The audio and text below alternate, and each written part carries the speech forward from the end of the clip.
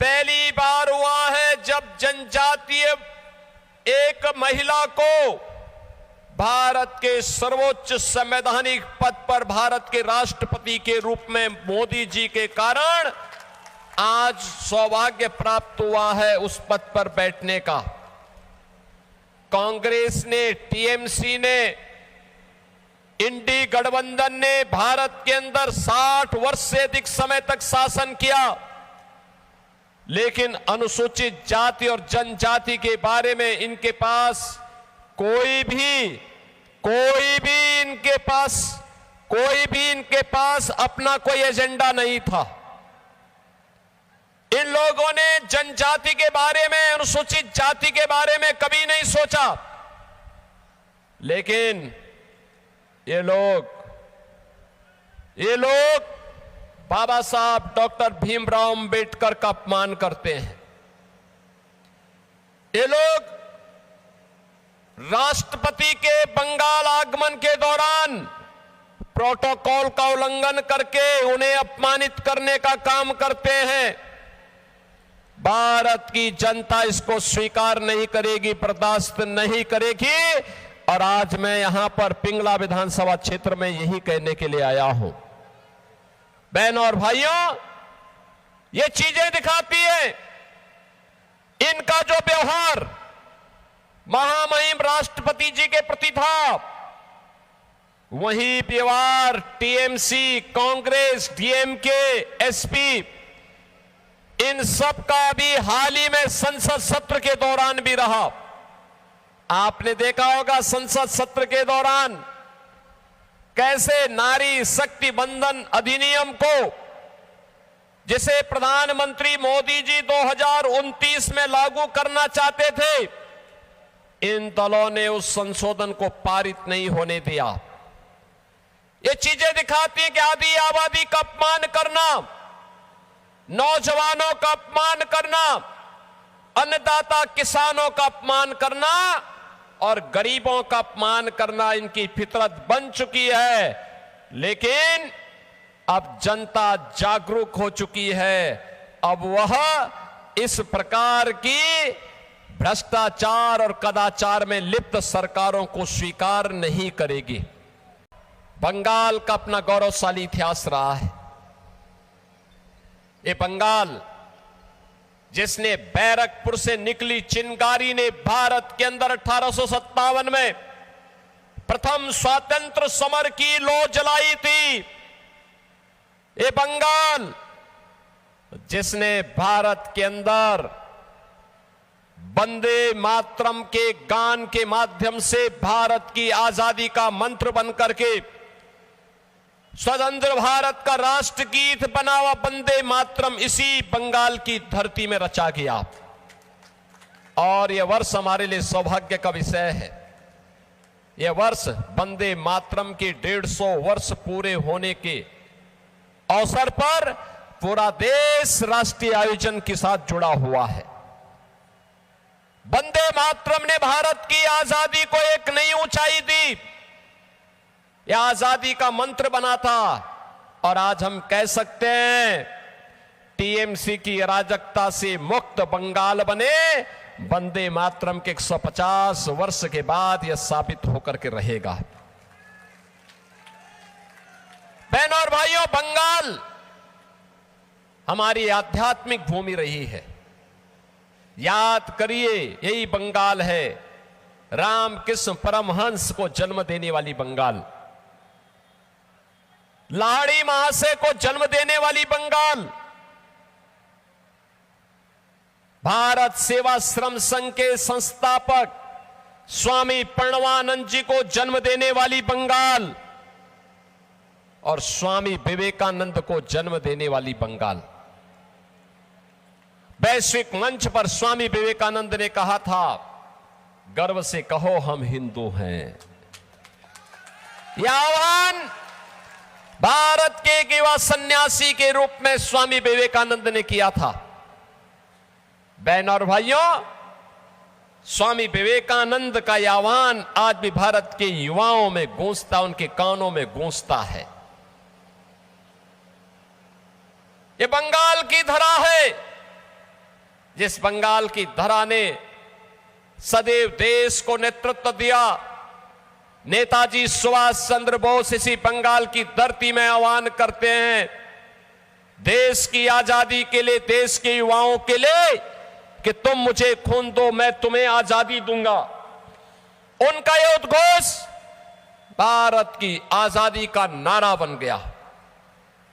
नेताजी सुभाष चंद्र बोस के साथ पूरे भारत का युवा एकत्र होकर के आजाद हिंद फौज के गठन के साथ जुड़ा था।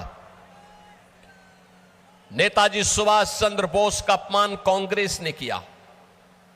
कांग्रेस नहीं चाहती थी कि नेताजी को सम्मान मिले और इसीलिए कांग्रेस के अध्यक्ष पद से उन्हें जीतने के बाद भी उन्हें उससे मुक्त कर दिया गया। बहनों और भाइयों, ये बात यहीं तक सीमित नहीं है। याद करिए खुदीराम बोस का बलिदान। हंसते हंसते फांसी के फंदे पर देश की आजादी के लिए खुदीराम बोस इसी बंगाल की धरती पर चढ़े थे। बहनों और भाइयों, ये बंगाल की धरा है। गुरुदेव रविंद्रनाथ ठाकुर इसी बंगाल की धरा ने दिए हैं। ये बंगाल की धरा है। भारतीय जनसंघ के संस्थापक डॉक्टर श्यामा प्रसाद मुखर्जी बंगाल की धरती पर पैदा हुए थे। बहनों और भाइयों, डॉक्टर श्यामा प्रसाद मुखर्जी ने कांग्रेस की उस तुष्टीकरण की नीति का विरोध किया था जो कांग्रेस ने कश्मीर में धारा 370 लागू करके कश्मीर को भारत से अलग करने की साजिश की थी। तब डॉक्टर श्यामा प्रसाद मुखर्जी ने, जो इसी बंगाल की धरती पर पैदा हुए थे, तब उन्होंने नारा दिया था, एक देश में दो प्रधान, दो विधान, दो निशान नहीं चलेंगे, नहीं चलेंगे। और बहनों और भाइयों, बंगाल से निकली हुई आवाज भारत की आवाज बनी और देश के यशस्वी प्रधानमंत्री मोदी जी के नेतृत्व में कश्मीर में धारा 370 समाप्त हुई। अब बंगाल का नौजवान भी कश्मीर के अंदर अपने लिए जमीन खरीद सकता है और वहां सम्मानजनक ढंग से रह सकता है। बंगाल कभी भारत की स्वर्ण भूमि कहा जाती थी। उर्वरा भूमि है, सब कुछ सामर्थ्य थी, भूमि अत्यंत उर्वरा थी, उद्योग धंधे थे, नौजवान प्रतिभाशाली था, आध्यात्मिक प्रेरणा की भूमि थी, अन्नदाता किसानों के परिश्रम की भूमि थी। महिलाएं कला और संस्कृति को लेकर के नेतृत्व देती थी। लेकिन पहले कांग्रेस ने, फिर कम्युनिस्टों ने, 15 वर्षों में टीएमसी ने, जो बंगाल कभी भारत की अर्थव्यवस्था का ग्रोथ इंजन था, उस ग्रोथ इंजन को इन्होंने कंगाल बना करके रख दिया है। आज बंगाल बेहाल है। पिछले 15 वर्षों में 7,000 से अधिक बड़े उद्योग बंद हुए हैं। बंगाल में एमएसएमई यूनिट 18,000 से अधिक बंद हुए हैं। 30 लाख से अधिक नौजवान बेरोजगार हुआ है। अन्नदाता किसान को उसकी उपज का दाम नहीं मिल रहा है। आलू उत्पादन करने वाला किसान बेहाल है। चावल की में लगातार गिरावट है। मछली उत्पादन में भी लगातार गिरावट है। ये बंगाल की वर्तमान की बदहाल स्थिति वर्तमान में, नौजवान परेशान, अन्नदाता किसान हताश और निराश है। उद्योग धंधे चौपट हो रहे हैं और टीएमसी की सरकार तुष्टीकरण में लगी हुई है। यहां sand mafia, coal mafia, land mafia, cattle mafia हावी होकर के बंगाल को चूस रहा है। बंगाल की धरा पर कोई भी पर्व और त्योहार होता है, ममता दीदी को तो जय श्री राम के नारे से चिढ़ है, चिढ़। वो दुर्गा पूजा नहीं करने देती। दुर्गा मूर्ति विसर्जन के जुलूस को प्रतिबंधित करती है। उपद्रव, उत्सव के पहले उपद्रव हो जाता है, शोभा यात्रा पर पथराव होता है। न बेटी सुरक्षित है, न व्यापारी सुरक्षित है। बहनों और भाइयों, यही हाल 2017 के पहले यूपी के अंदर भी थे। पर्व और त्योहार के पहले उपद्रव हो जाता था, गुंडागिर्दी चरम पर थी, लोग पलायन करने के लिए मजबूर थे, नौजवान हताश था, किसान परेशान था, खुदकशी करता था, उद्योग धंधे चौपट थे, कोई नीति नहीं और सरकार की नीयत भी नहीं थी। आज यूपी के अंदर 17 के पहले यूपी के अंदर जय श्री राम बोलने पर लाठी और गोली चलती थी। बहनों और भाइयों, आज मैं आपसे कह सकता हूं, यूपी के अंदर उपद्रव नहीं, उत्सव है। यूपी में अब कोई पलायन नहीं है। यूपी के अंदर डबल इंजन सरकार आने के बाद, डबल इंजन सरकार ने वहां पर जब कार्य प्रारंभ किया है, तो बहनों और भाइयों, आज यूपी के अंदर नो कर्फ्यू, नो दंगा, यूपी में है सब चंगा। कोई गुंडा नहीं, कोई माफिया नहीं। वहां पर highway, expressway, airport, metro, ropeway, rapid rail, ये सब बन रहे हैं। माफिया मुक्त और गुंडा मुक्त होने के साथ साथ माफिया की पसली को तोड़ने के लिए बुलडोजर का इस्तेमाल भी यूपी के अंदर होता है। यूपी 25 करोड़ की आबादी का यूपी है, लेकिन 25 करोड़ की यूपी की आबादी में सड़क पे कोई नमाज नहीं होती है। हर जनजाति समुदाय के व्यक्ति को आवास मिल गया है, जमीन का पट्टा मिल गया है, उसके पास अपना आवास है, अपनी जमीन है, उसको सभी प्रकार की सुविधाओं से आच्छादित किया गया है। राशन की सुविधा, आवास की सुविधा, जमीन की सुविधा, पेंशन की सुविधा, उज्ज्वला योजना के रसोई गैस का कनेक्शन की सुविधा, राशन कार्ड की सुविधा, पेंशन की सुविधा, आयुष्मान भारत में 5 लाख रुपए की आयुष्मान भारत की सुविधा, ये सभी कुछ आज वहां के वनवासी समुदाय के लोगों को, अनुसूचित जाति के लोगों को, वहां के गरीबों को प्राप्त हो रहा है। यह है डबल इंजन की सरकार की ताकत। कोई भेदभाव नहीं, न जाति, न पंथ, न संप्रदाय, न क्षेत्र, न भाषा,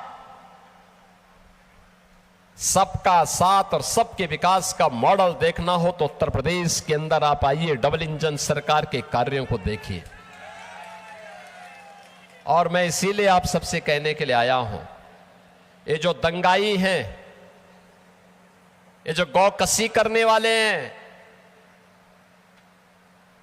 वनवासियों की और जनजातियों की संपत्ति को हड़पने वाले हैं, अनुसूचित जाति पर अत्याचार करने वाले टीएमसी के गुंडे हैं, इनका उपचार केवल डबल इंजन की भाजपा सरकार हो सकती है, डबल इंजन की भाजपा सरकार। और बहनों और भाइयों, डबल इंजन की इस भाजपा सरकार करने के लिए आज आपका आह्वान करने के लिए मैं आपके बीच आया हूं। मैं अक्सर इस बात को देख रहा हूं, हम लोग आपको इस बारे में कह सकते हैं कि बहनों और भाइयों, हम सबको इस बारे में देखना होगा। ये टीएमसी तुष्टीकरण के नाते गौ हत्या को रोक नहीं सकती, तस्करी को रोक नहीं सकती, माफिया पे लगाम नहीं कस सकती, ये सुरक्षा के साथ खिलवाड़ कर रही है। आपने देखा होगा कैसे ये सरकार बांग्लादेश बॉर्डर पर फेंसिंग की कार्रवाई को रोक रही है। आपने 2022 में देखा होगा कैसे टीएमसी के गुंडों ने जनजातीय समुदाय पर अत्याचार किया था।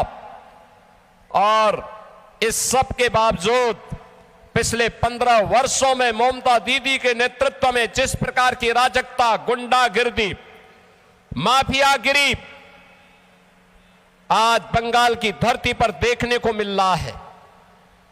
ममता दीदी कहती है कि अब खेला हो भी, और मैं तो उनसे कहना चाहता हूं 15 साल बहुत हुए, अब खेला बंद होगा और विकास शुरू होगा। ए बार खेला शेष, उन्नयन शुरू। मैं कहूंगा ए बार, आप बोलेंगे खेला शेष, उन्नयन शुरू। ए बार उन्नयन, ए बार उन्नयन। बहनों और भाइयों, मैं आप सबका आह्वान करूंगा, मैं तो आपसे कहूंगा, ये बंगाल की धरती है, भारत की संस्कृति की, भारत की आध्यात्मिक परंपरा की धरा। हमें इस बात को तय करना होगा, बंगाल की धरती पर गौ माता को कटने नहीं देंगे और बंगाल की धरा पर हिंदुओं को बंटने नहीं देंगे।